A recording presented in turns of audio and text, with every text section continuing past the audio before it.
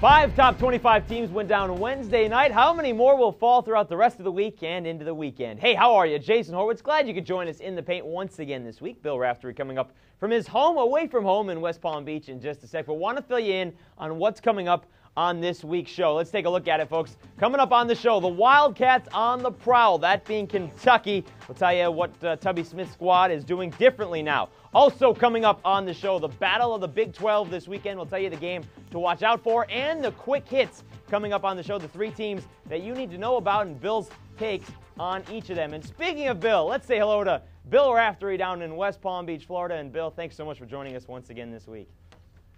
A tough assignment here, Jason. Weather's beautiful, by the way. Yeah, you got the green shirt to match. Let's get right into this week's topics, Bill. And let's start with Kentucky. And after a sluggish start against some good teams, they've reeled off 11 straight wins. And, you know, I think people have fallen asleep on this team, Bill. They have wins over Louisville, Indiana, UMass, and, you know, it's not North Carolina, Memphis, or UCLA, the teams they lost to. But I think this Kentucky team is turning into a good basketball squad. Well, Tubby Smith is singing My Old Kentucky Home now. They don't have a superstar that jumps out, and over the years, those people expect one. Well, the closest thing they have is Randolph Morris, and they are starting to go to him. He realizes his importance, that he's got to be productive. We know Ramel Bradley in the backcourt can get them involved. A young fella, Derek Jasper's got some terrific talent. But Joe Crawford, a guy that came in, was unhappy. Well recruited nationally, and everybody expected him to be the superstar. But he reminds me of Keith Bogans. He's come in, he's been solid, he's learned the game, he's paid his dues, and the key thing, I think, for any Tubby Smith team is defense. They have really stepped it up. They've been a factor on that end of the floor. It's led to runouts and really a lot of possessions and opportunities for the Wildcats. Yeah, and that defense really starts with Randolph Morris, 6'11" in the middle, and he's definitely played a lot better. Last year he had the suspension for, the agent issues. This year he's got the full season under his belt. Let's get into more of the SEC here, Bill. And it's a league that I think from top to bottom may be as balanced as any league in the country. Wednesday night, Alabama losing at Vanderbilt, Tennessee also falling at Auburn, Georgia beating Arkansas on Wednesday night. Is this a league that, by March we may see 7-8 teams maybe in the NCAA tournament? Well, I don't know the number, but it'll be close. I mean, the venues are very difficult. The crowd, the involvement, really puts a lot of pressure on a visiting team. But I think it all starts with Florida.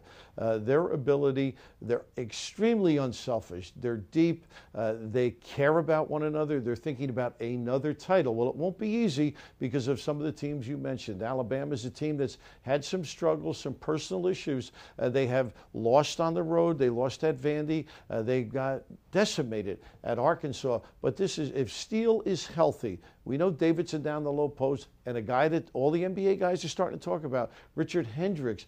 He's a very tough guy. Tennessee, don't forget about them. They had a great year last year. They're starting to play really solid basketball. We know Lofton can shoot, and Bradshaw is a hustler. This is a very good basketball team. But Big Baby, which we've both been called occasionally in our life, down at LSU, they are trying to find themselves. They have not played as well, according to their coaches, they would like to. But I do think come tournament time, they are going to be a factor because how do you guard the big fella, Davis, down low? Yeah, well, the one guy in the league that may be able to do it would be Randolph Morris at Kentucky. But you're right, I agree. It's very difficult because on top of that, he can take the ball outside as well. How about another big man that can take the ball outside? Let's switch things over to the Big 12, Bill, and talk about Texas A&M and Joseph Jones. And, this team has a tough test this weekend coming up against Oklahoma State, but with the combination of AC Law and Joseph Jones, this may be the most improved team over a 2-year span in the country. What are your thoughts on that? They are. Billy Gillespie, he went down there out of UTEP. He had been an assistant for Bill Self up in Illinois. To him and that team, it's all about defense. But the best job he did was recruiting and making sure Law stayed when he arrived on the campus. Jones is a physical specimen. We know what he can do down in the box area. They're a well-schooled team. They've started to compete nationally now. Everybody's starting to think about it, not as a football program, but as a basketball team. But Oklahoma State is a good, tough-minded, almost like the dad. Sean guards the same way. Mario Bogan's had one of the great games this year, but they've got Mons and Dove and Eaton and Jameson Curry, who can light it up from deep and really is playing with a lot of maturity right now. So this is one of the classics, I think, in the early season. Yeah, Bill, in that game you were talking about the Oklahoma State victory in triple overtime over Texas. Let's take a look at the tail of the tape here of Texas A&M and Oklahoma State, the matchup from this weekend. Now, the Cowboys coming off that victory over Texas, 105-103, 16-2 on the year. A&M 15-2 on the year. The two will meet this weekend, and they can both shoot the ball and both shoot the ball from three. How do you see the game breaking down between these two teams? Well, depth, I think, and that's one thing I think Oklahoma State can go a little bit deeper, and that should be to their advantage, particularly if the game is called closely, because A&M gets into you. They're hands-on, they chuck the cutter, they stick guys on rebounds, and if it's called closely, that could be to their disadvantage. All right, Bill, let's get into the quick hits, and let's go with Boston College. We'll start it off with the Eagles, and you know, BC dismissed two of their players, Sean Williams, one of them. How do you think that's going to affect the only ACC undefeated so far this season? It's going to be a very difficult time for them. I think Al Skinner is going to have his difficulties with his defense now because of that great shot blocking. The only thing, Marshall is one of those kids that people don't realize how good he is. Sean can shoot it. He's strong going to the rim. And Jared Dudley's got a great heart. He's such a competitor. We've talked about him before. All the things he does for this basketball, whatever they happen to need. But Tyrese Rice has to play great basketball, and they're going to have to get some support from some unknown guys on the bench as well if they're going to sustain this year. Yep, Boston College next opponent being Clemson. What about Gonzaga and the Bulldogs? Well, they lost to St. Mary's Monday, snapping a 30-game conference win streak. Hey, this could be a bubble team, Bill. What do you think? No, come on, they're 12 bubble. and 7. You got to be kidding. I know, but they've played everybody all over the country. They get credit for that, believe it or not. But you got to win some of those games. I know they beat North Carolina and Washington, but they lost to some teams. Since when are you on the selection committee? I didn't realize you were on the selection committee this early in the year. No, I think they'll be fine. You know, Josh Heupel is a terrific talent. Pargo's one of those guys that can get in the lane and find people. I just think being home is going to help them. I expect Rivio to have a great finish of this season. They do have some answers, and I think people are waiting for them. There's a target on their back. We've seen teams with 10, 11, and 12 wins get in. And now you might say from a power conference, but their December was a power conference. All right, I'll buy that, Bill. You know what? Come March, you and I will fill out a bracket. We'll compare.